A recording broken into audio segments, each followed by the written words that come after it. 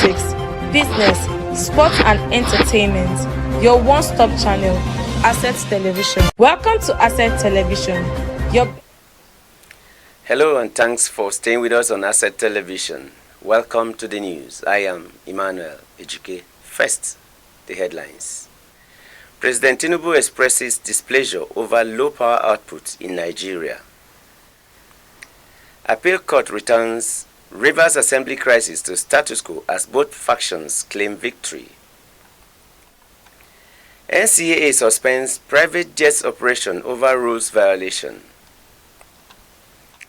Now the news in full.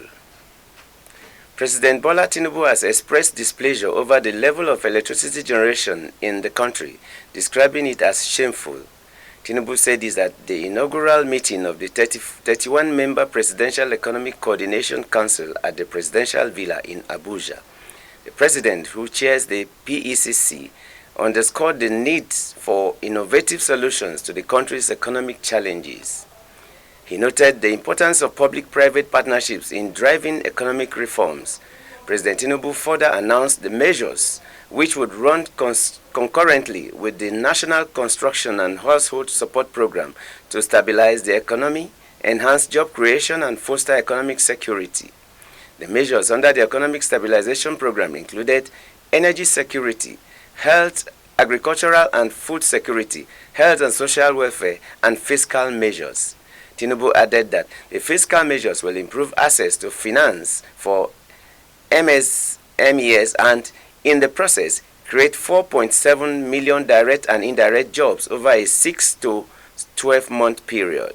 Emphasizing the significance of the task ahead, Vice President Kashim Shettima, who is the Vice Chairman of the PECC, stated that Tinubu was committed to providing solutions to the nation's economic challenges and not apportioning blame.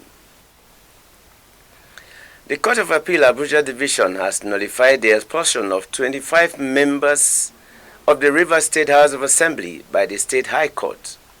The Appeal Court made the declaration in a judgment delivered by a three-man member panel on Thursday, July 4, 2024. The Appellate Court held that the High Court lacked the jurisdiction to grant the ex parte order. The court held that Section 272(3) of the Constitution gives the Federal High Court powers to determine whether the seat of a House of Assembly member has become vacant. It held that the Federal High Court has the exclusive jurisdiction to determine if the seats have become vacant.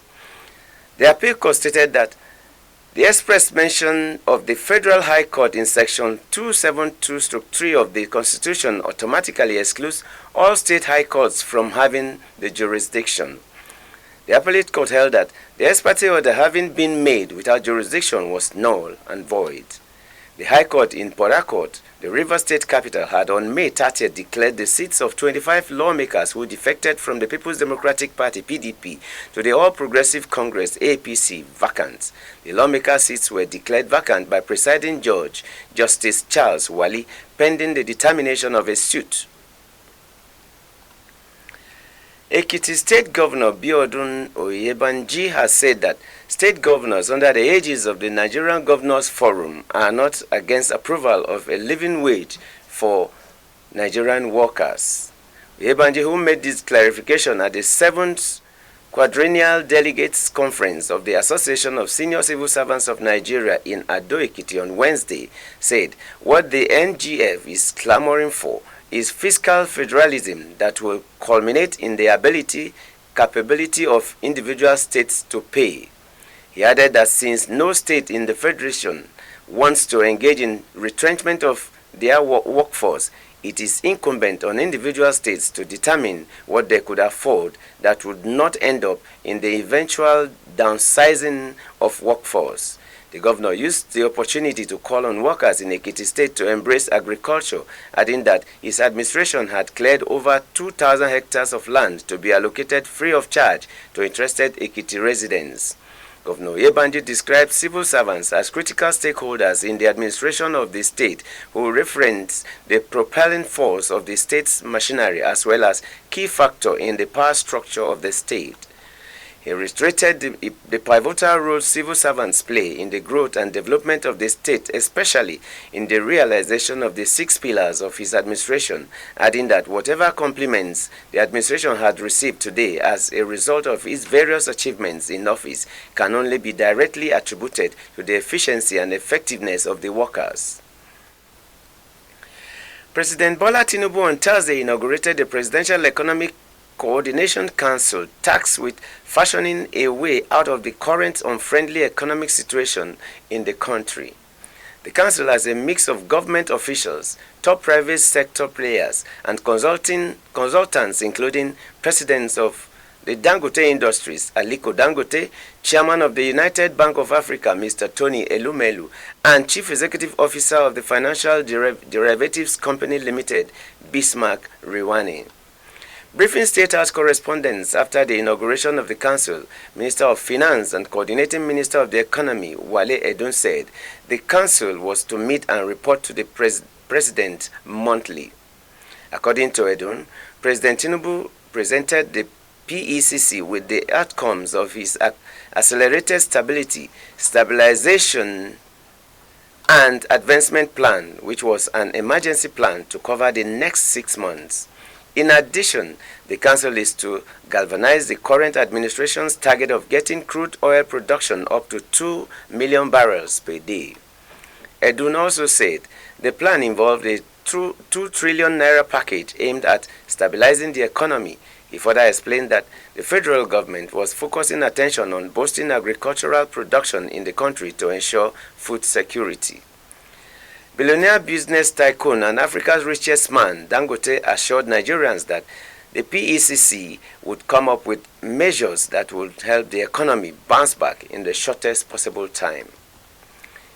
If you're just joining us, you're watching the news on Asset Television. We'll be back after this short break.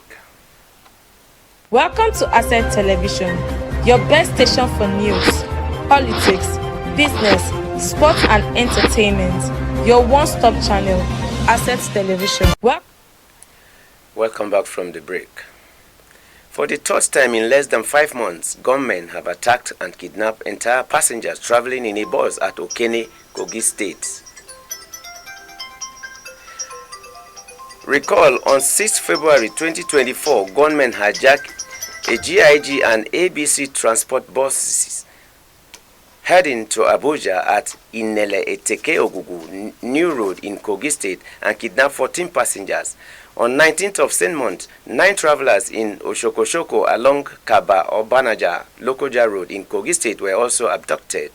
The new incident at Okene, a viral post on X, indicated that the passengers were traveling from Edo State to Abuja when they were attacked. The bus, owned by BIG Joe Motors, a transport company based in Benin, had its driver also abducted. The Kogi State Police Command confirmed the incident. David Ayobagbon, a manager at the Abuja branch, David Ayobagbon, a manager at the Abuja branch of the Big Joe Motors, said on Thursday that he was unsure how many people were kidnapped since the bus, which has a capacity for 13 passengers, had some passengers who managed to escape. The Nigerian Civil Aviation Authority has suspended 10 private jet operations over failure to begin participation process. This was contained in a statement issued by the NCAA Director of Public Affairs and Consumer Protection, Michael Achimugu, on Thursday. Achimugu noted that the Nigeria Civil Aviation Regulations 2023 Part 1834 forbids holders of permit for non-commercial flights from using their aircraft for carriage of passengers, cargo, or mail for hire or rewards.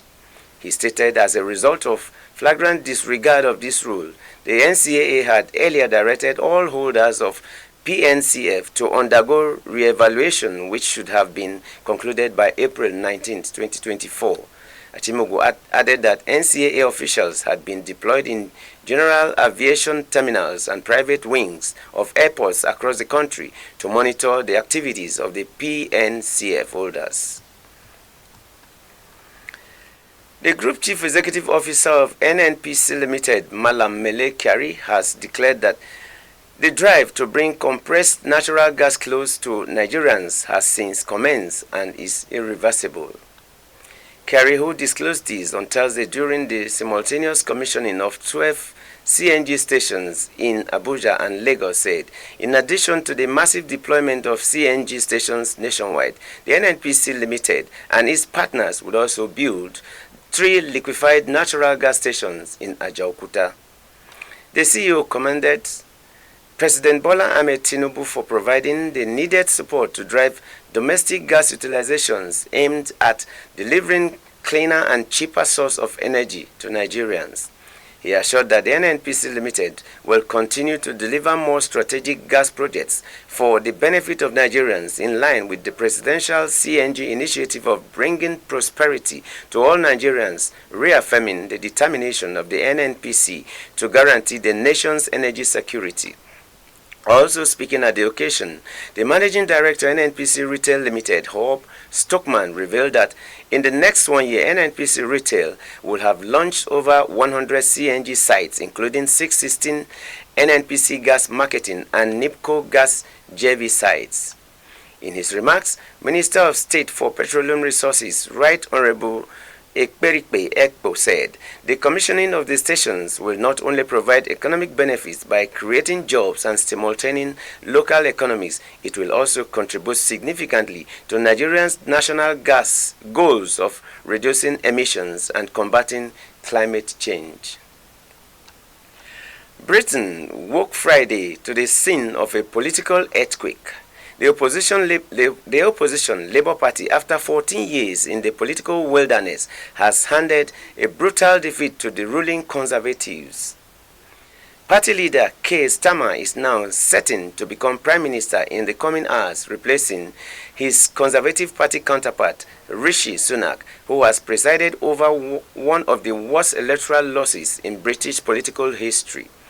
He thanked voters, saying they had changed Britain. A weight has been lifted, a burden finally removed from the shoulders of this great nation, and now we can look forward again, he said. As election night rolled through the small hours, the scale of Labour's wins sharpened into focus. A reliable exit poll published late Thursday found Labour on course to win 410 seats, just 8 short of its highest ever total. The Conservatives were projected to win just 131 seats, which would be the worst result in its almost 200-year history. Labour's victory was confirmed at around 5 a.m. when it secured the 226 seats necessary for the parliamentary majority. The precise scale of its victory is still being figured out as vote counts continue throughout the country.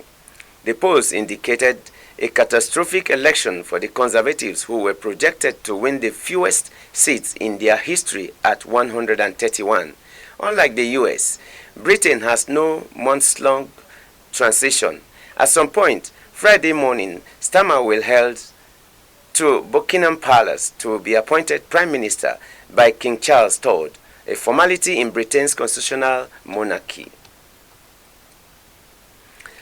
A 5-day all-encompassing training program for Nigerians intermediate referees will come to an end with a closing ceremony scheduled for the NFF and FIFA Gold Project, Moshood Abiola Stadium, National Stadium, Abuja, this Friday. Classroom sessions for the 40 participants have included group discussions on penalty area, incidents, tactical fouls, recovery strategy, offside, handball, and the challenges that confront the men of the whistle.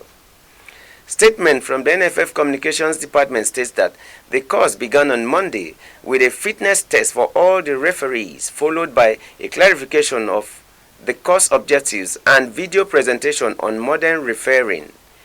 They have also been on field sections with players and mini matches with players, all with the objective of preparing the intermediate officials for the next step up the ladder to elite level.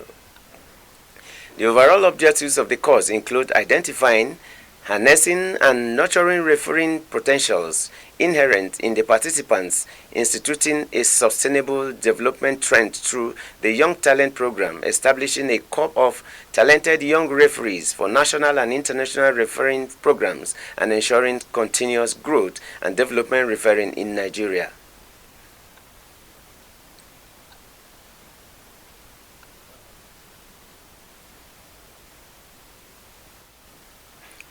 And that's the news. I've been Emmanuel Ejike. Thanks for watching. Welcome to Ascent Television, your best station for news, politics, business, sports and entertainment.